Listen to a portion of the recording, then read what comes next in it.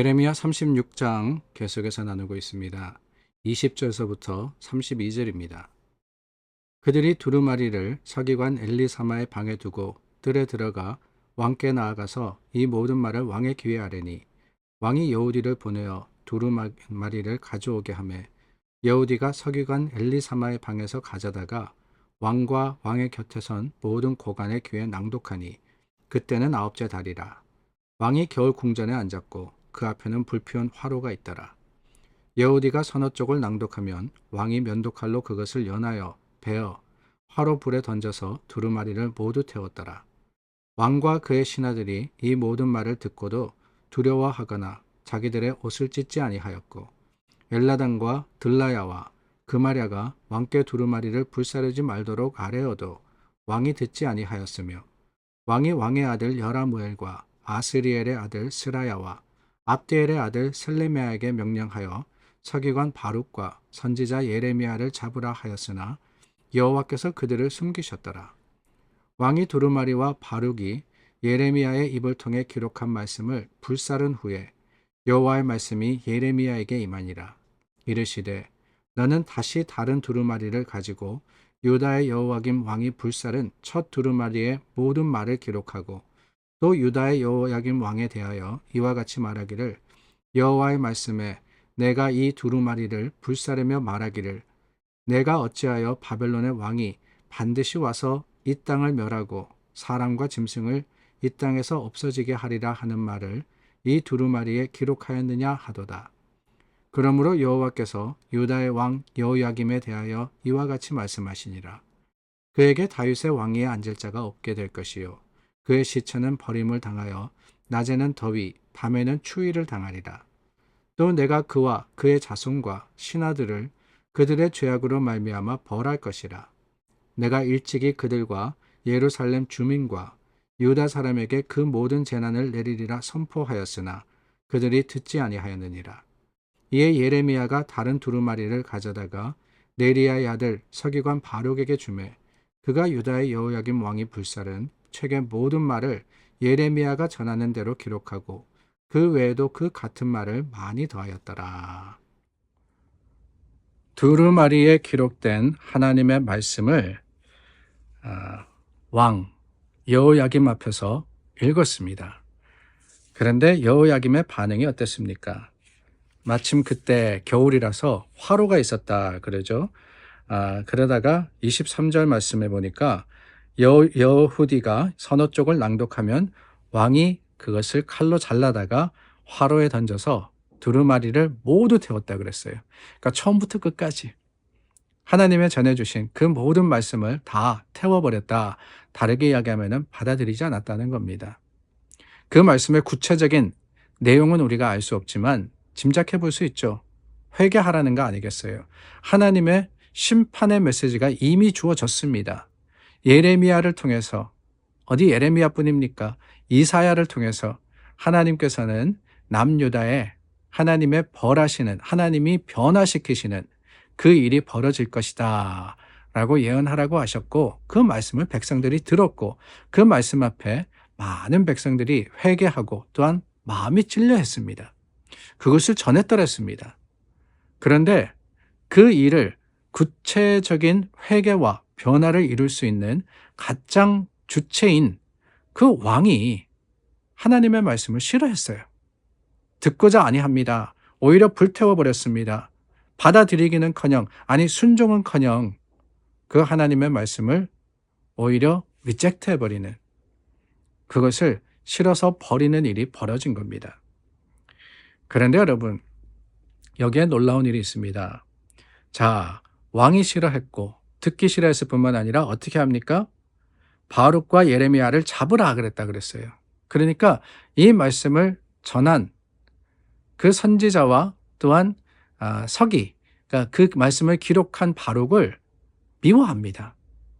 그런데 27절 말씀입니다.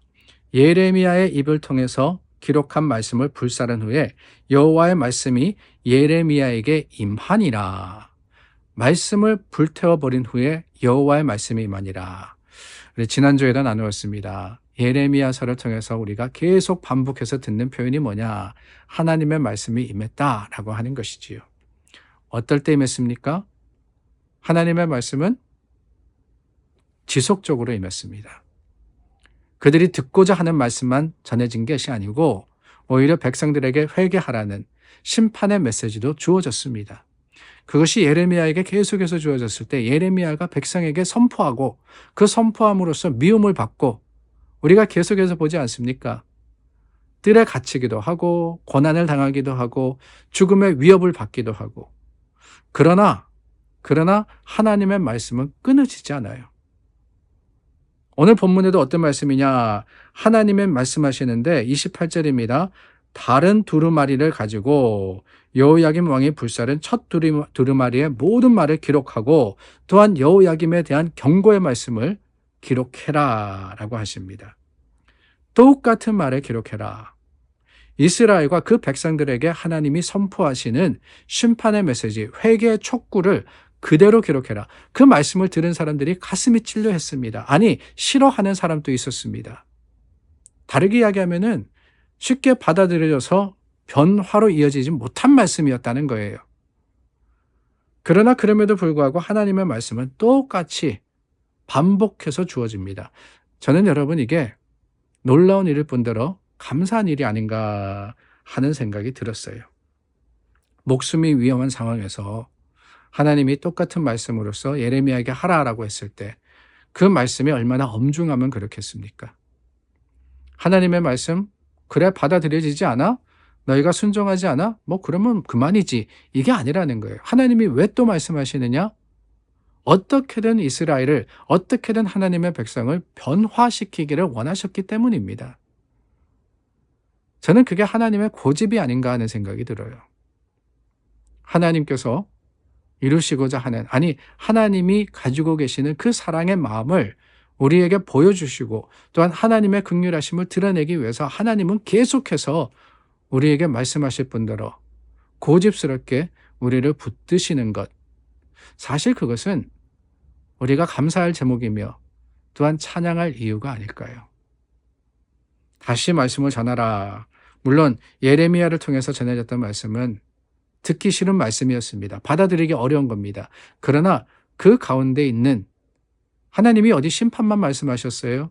우리가 예레미야서를 계속해서 보건대 거기에는 하나님이 죄악된 이스라엘을 벌하시겠다, 바벨론을 들어서 그들을 돌이키시겠다, 회개시키시겠다 라고 하는 말씀도 있지만 그게 다가 아니죠. 또한 그들을 회복시키시리라 라고 하는 말씀도 있는 거 아닙니까? 그 하나님의 계획과 섭리는 변함이 없습니다. 왕이 두루마리를 찢어서 태웠다고 하나님의 말씀의 능력이, 하나님의 약속이 변하느냐? 절대로 아니라는 것을 우리는 이 말씀, 오늘 본문을 통해서 보는 거예요. 그런데 더 놀라운 것이 있습니다. 32절 말씀해 보니까 이에 예레미야가 다른 두루마리를 가져다가 바룩에게 주매 모든 말을 전하는 대로 기록하고 같은 말을 많이 더하였더라 라고 하고 있습니다. 자, 첫 번째 반응이 어땠습니까? 회개하고 놀란 백성들도 있지만 결국에는 왕이 받아들이지 않습니다. 그로 인해서 예레미야와 바룩을 잡아들이라. 왜 잡아들이라 그랬겠어요? 죽이려고 한 거 아니겠습니까? 목숨이 위험한 상황입니다. 말씀을 전했지만 하나님의 말씀이 순종되지 않았습니다. 그런데 또 다시 전하라고 했을 때 여러분 우리 같으면 어떻겠어요? 하나님, 그로 인해서 내가 위험해지지 않았습니까? 하나님 전하라 그랬는데 하나님께서 우리를 보호하시고 능력의 말씀이 이 참 어떤 결과로 드러나고 그러지 못했지 않았습니까? 그런데 또 다시 적으라고요? 또 다시 전하라고요? 싫습니다 라고 할 수 있지 않겠어요? 그런데 여러분 32절 말씀, 오늘 본문의 말씀해 보니까 예레미야가 하나님의 의도를 되물은 적도 없습니다. 의심하지도 않았습니다. 순종하여서 그대로 적고 그대로 전했던 것을 보더라는 거예요. 하나님의 말씀을 대하는 우리의 태도가 그래야 되지 않겠습니까? 혹시라도 우리가 순종하지 않을 때, 받아들이지 않을 때 하나님은 또다시 말씀하십니다. 그러면은 그 말씀 앞에 우리가 무릎 꿇어야 되지요. 그 말씀을 따라서 살아야 되지요. 하나님은 변함이 없습니다. 우리가 문제지. 오늘 저와 여러분들에게 주신 말씀이 있습니다. 그래요. 성경 말씀 우리가 평생 동안 얼마나 많이 듣고 얼마나 많이 압니까? 그러나 하나님은 집요하십니다. 우리의 삶이 변화되고 우리가 새로워질 때까지 그 말씀을 계속해서 우리에게 주실 것이기 때문에 우리는 말씀 듣고 돌이키며 변화되는 사람으로서 오늘을 살아가야 하리라 믿습니다. 기도하겠습니다. 말씀이 있는 곳에 순종이 있기를 원합니다. 하나님 말씀하실 때 그 말씀 앞에 우리가 다시 한번 새 마음과 새 모습을 가지고 주님의 거룩하심을 우리가 닮아 살게 하시기를 바라올 때 예수님의 이름으로 기도드립니다. 아멘. 우리 함께 기도하며 하나님 앞에 함께 서겠습니다.